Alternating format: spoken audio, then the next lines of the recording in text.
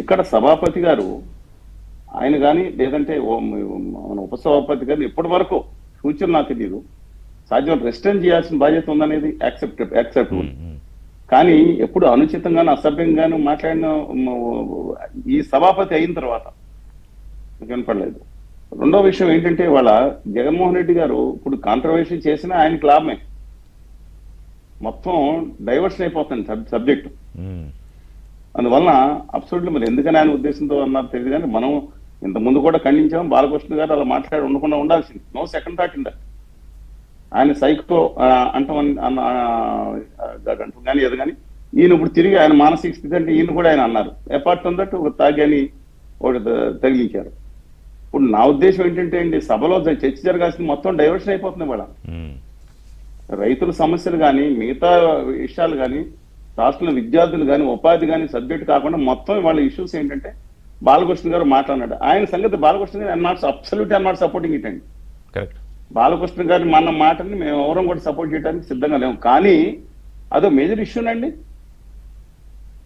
అదొక మేజర్ ఇష్యూనా రాష్ట్రంలో ఒక దాని మీద వెంటనే ఇప్పుడు వాళ్ళు చెప్పండి. ఉండవల్లి గారు కూడా ఏదో టెస్టింగ్ మెషిన్స్ పెట్టాలి, మామూలుగా చెక్ చేస్తారు, బ్రీత్ అనలైజర్ పెట్టాలి అన్నట్టు వార్త వచ్చింది. ఇంతకుముందు ఇది కొత్త కాదు, ఆల్రెడీ ఇంతకుముందు విమర్శలు చాలా మంది విమర్శలు చేశారు. బాలకృష్ణ గారిని సీరియస్ గా తీసుకోవాలి. ఆయన వ్యవహారశైలి ఎస్ ఆయన కండెమింగ్ ఇట్ వితౌట్ డౌట్, కానీ వ్యవహారశైలి అది ఇప్పుడు సమస్య మొత్తం డైవర్షన్ అయ్యే పరిస్థితి కనపడుతుంది. ముఖ్యమైన సమస్యలు కానీ రాష్ట్ర సమస్యలు కానీ దాని గురించి కాకుండా ఈయన వచ్చి పెడతాం. మీరు అంతకుముందు ఆల్రెడీ చెప్పారు, జగన్మోహన్ రెడ్డి గారు వచ్చి దీని మీద ఏం మాట్లాడారు, మిగతా విషయాలు సో అంటే ఈ విషయంలో ఇప్పుడు ఆయన బాలకృష్ణని ఓ మాట అనేసాడండి. ఆయన ప్రూవ్ చేయగలడా? చేయలేడుగా. ఇప్పుడు అది ఆయన మర్యాదకి భంగం కలిగించినట్టే కదా. సైకో అన్నాడు, ఏనండి సైకో అన్నాడు. కరెక్టే, అది తప్పే, తప్పని మనం ఆ రోజు చెప్పాం. ఆ రోజు చెప్తున్నాం. ఇప్పుడు ఈయన మాట్లాడింది ఇలా మాట్లాడకూడదు వాళ్ళు కూడా చెప్తాం. ఇద్దరు మనం చెప్పొచ్చేది ఏంటంటే మొత్తం ఇవాళ జగన్మోహన్ రెడ్డి గారు వీ నీడ్స్ ఏ కాంట్రవర్సీ. ఇప్పుడు కాంట్రవర్సీ చేయాలి అంటే ఆయన ఉద్దేశం ఏముంటుంది ఇంత ముందు. సరే ఇప్పుడు ఇష్యూ ఏంటంటే ఎందుకని కాదు, ఇప్పుడు వేరే ఇష్యూస్ ఇప్పుడు ప్రభుత్వం దగ్గర కాదు ప్రభుత్వం దగ్గర కాదు, ప్రభుత్వ పాలన లేకపోతే సరిగా లేదనో లేకపోతే ఆ సమస్య ఉందనో ఏ సమస్య ఉందనో చెప్పడానికి సమస్యలు ప్రజా సమస్యల మీద మాట్లాడతాం మానేసి అదే ఇవాళ డైవర్షన్ పాలిటిక్స్ మీద వెళ్ళటం అనేది either that way or this way absolute wrong. అంటే సభకి ఇవాళ శాసనసభను చూడద్దని పిల్లలు చెప్తున్నాం. ఆ తిట్టుకున్న చంద్రబాబు నాయుడు గారు ముఖ్యమంత్రిగా ఉండగా మహిళా సభ్యులు అనకూడదు కానీ డాక్టర్ చంద్రబాబు నాయుడు గారు అనలేదా? అదొక సభ అంటే ఇప్పుడు మా మీద సభకు తీర్మానం పెడతారా? ఐదారు కాళేశ్వర గారు సభ ఏంటి, లేకపోతే మన మహానుభావులు వాయిదాలు గోపాలకృష్ణ గారు సభ ఏంటి, లేదా ఇంకో పెద్ద పెద్ద సభ ఏంటండి?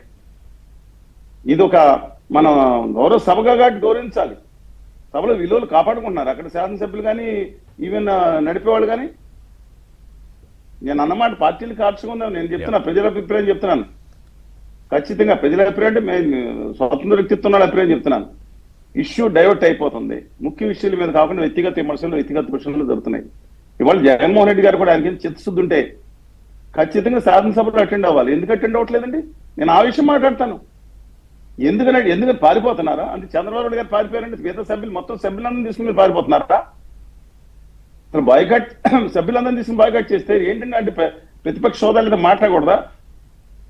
తెలుగుదేశం పార్టీకి ఉపేంద్ర గారు ఉండగా దేశంలోనే ప్రధానమైన ముఖ్యమైన అన్ని పార్టీల కంటే ప్రతిపక్షంగా ఉండే అంటే హోదా దక్కపోయిన ఉన్నారు కదా.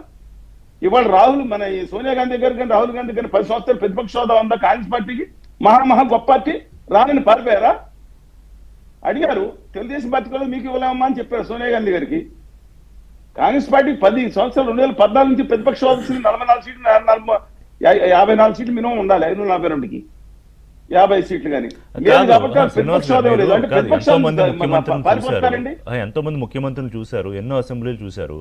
కానీ జగన్మోహన్ రెడ్డి గారు లాగా అసెంబ్లీ వ్యవస్థ మీద ఇంత అగౌరవంగా, స్పీకర్ వ్యవస్థ మీద ఇంత అగౌరవంగా, సభ్యుల పట్ల ఇంత అగౌరవంగా ఇంతకుముందు ఎవరన్నా మాట్లాడిన దాఖలాలు మీకు గుర్తున్నాయా? అంటే ఆ స్థాయి నాయకులు ఎవరో చిన్న చిన్న నాయకులు మాట్లాడితే అది పెద్ద పట్టించుకోదు కాదు. సభాపతి మీద ఒక్కసారి కాదండి, నేను అందుకనే నర్సీపట్నం ఇన్సిడెంట్ కూడా చిన్న చిన్న కాదు, చాలా విషయాలు ఉన్నాయి.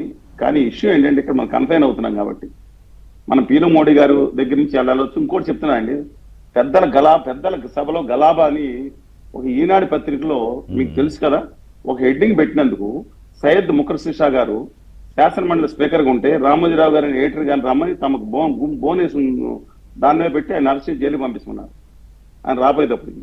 అప్పుడు విజయరామారావు గారు హైదరాబాద్ పోలీస్ కమిషనర్ ఉన్నారు.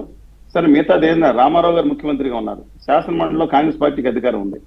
పెద్దల గలాబా అని చెప్తేనే అది కూడా పెద్ద పదం కూడా కాదు గలాబా అంటే అప్పుడు ఆ పదం వాడితేనే అంత గొడవ జరిగింది. ఆ రోజున్న విలువలు డెఫినెట్ గా అది కూడా కొంచెం అతిగా ప్రవర్తించిన మాట వాస్తవం. ఇప్పుడు ముఖాశేష గారు వారసుల మీద కేసు పెట్టి పెట్టచ్చు.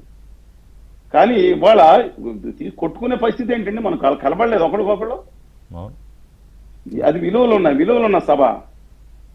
ప్రజా సమస్యల మీద చర్చించే సభలో ఉన్నాయండి. ప్రతిపక్ష నాయకుడు వెళ్ళిపోతే జనాలు కూడా తీసుకెళ్ళిపోతారా? దేనికి ఎన్నికైనారు? ధైర్యంగా నిలబడి పోరాడాలి. పి జనార్దన్ రెడ్డి గారు 26 ఆ రోజు ఉంటే వచ్చింది అండి. అక్కడ శాసనసభ రికగ్నిషన్ లేదు. పారిపోయారు ఆయన, నిలబడ్డాడైనా. 94లో 26 మందిని కూడా జనార్దన్ రెడ్డి గారు ఒక సైడ్ ఏమో మన శేషిధర్ రెడ్డి గారు ఒక సైడు, హైదరాబాద్ బ్రదర్స్ అని వీళ్ళు, మిగతా అందరూ మనిషిరెడ్డి గారు కూడా ఉంటున్నారండి. చెప్తున్నానండి, అనేక మంది పోరాడారు కదా. పారిపోవడం అనేది నేను దాని మీద ప్రశ్నిస్తాను. సభలో విలువల మీద అబ్సల్యూట్ గా సభలో విలువలు అనేది తగ్గిపోయి వాళ్ళు కేసు పెట్టుకుని నా మీద ఎలాంటి అభ్యంతరం లేదండి.